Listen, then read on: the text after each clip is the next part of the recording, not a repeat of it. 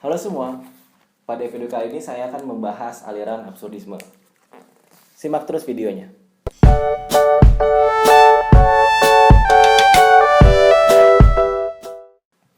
Pernah gak sih merasa bahwa hidup kita gitu-gitu aja? Pagi-pagi kita bangun, kemudian mandi, lalu kerja dan kuliah. Makan, pulang ke rumah, kemudian tidur. Esok harinya, bangun, mandi, kerja atau kuliah lagi, makan, kemudian pulang, dan tidur. Esok harinya bangun lagi, mandi, kerja atau kuliah, makan, pulang, dan tidur. Kita punya cita-cita menggapai sesuatu, tapi sebenarnya cita-cita itu tidak pernah mampu kita wujudkan. Meskipun katakanlah kita mencapai suatu cita-cita, ada cita-cita lainnya dan kita berusaha mencapainya kembali. Dan tiba-tiba kita kebingungan atas akhir dari semua ini. Misalnya, orang tua Anda bekerja keras untuk Anda supaya Anda bisa kuliah, untuk kemudian Anda bisa bekerja. Akhirnya, Anda bisa kuliah dan Anda lulus, kemudian bekerja. Lalu Anda menikah, memiliki anak, dan Anda bekerja keras untuk anak Anda supaya ia bisa kuliah, untuk kemudian bekerja. Keinginan Anda itu tercapai. Anak Anda bisa kuliah dan akhirnya bekerja. Ia menikah, memiliki anak, dan ia bekerja keras untuk anaknya supaya ia bisa kuliah, untuk kemudian bekerja. Intinya, semua bekerja untuk anaknya, dan itu tidak pernah selesai.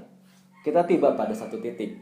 Ternyata titik itu bukanlah titik akhir, dan seterusnya, dan seterusnya.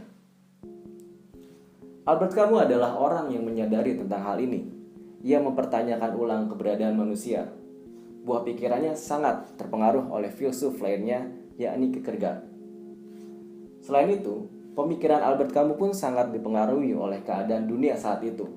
Salah satunya Perang Dunia Kedua. Pada Perang Dunia Kedua, Albert Camus melihat bahwa kemanusiaan telah menghilang.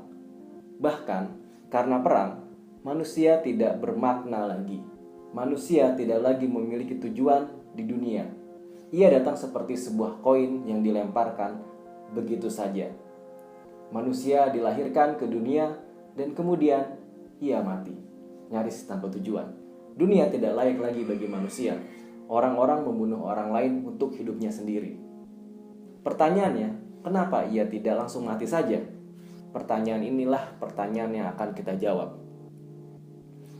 Pada saat yang bersamaan, pada Perang Dunia Kedua, teknologi mulai hadir, industri kapitalis tumbuh. Manusia tidak ada bedanya dengan mesin produksi. Pada kondisi itu, manusia semakin menemukan kehampaannya, kesia-siaannya.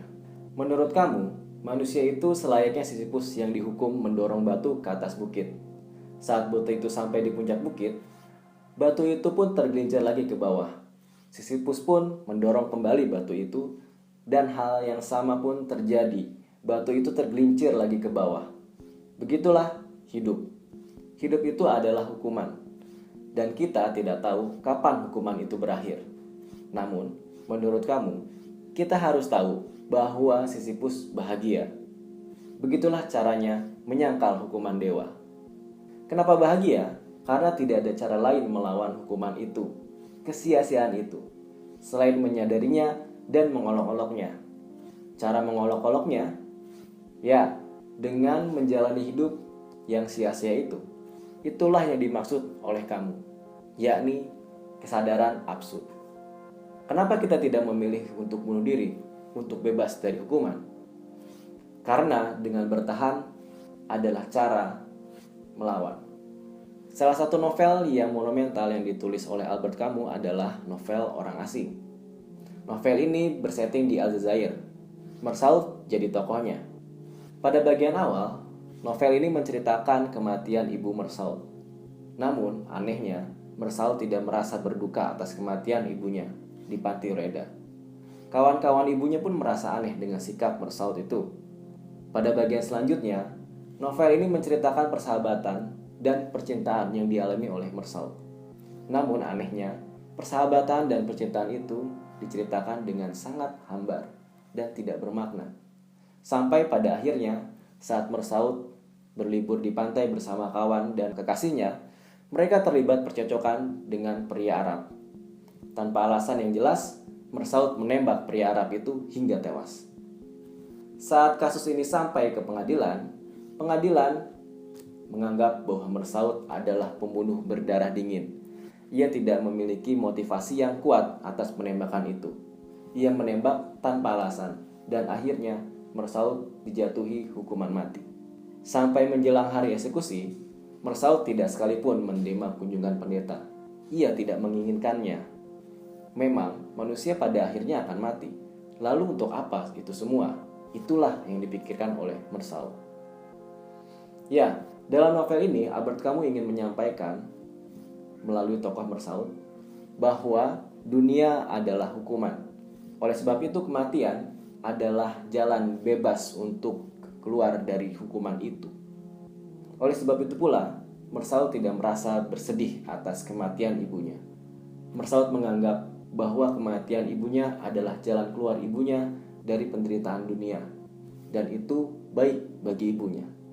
Ketika kita membaca novel ini, kita akan merasakan alur yang datar, narasi yang datar tanpa rasa yang dilebih-lebihkan. Novel ini memperlihatkan bahwa semua terjadi secara alamiah, jauh dari kehendak manusia. Manusia seperti terombang-ambing tanpa tujuan dalam dunia yang absurd. Demikianlah video kali ini. Jangan lupa like jika Anda menyukai video ini. Jangan lupa subscribe jika Anda belum. Terima kasih telah menonton. Sampai jumpa di video selanjutnya.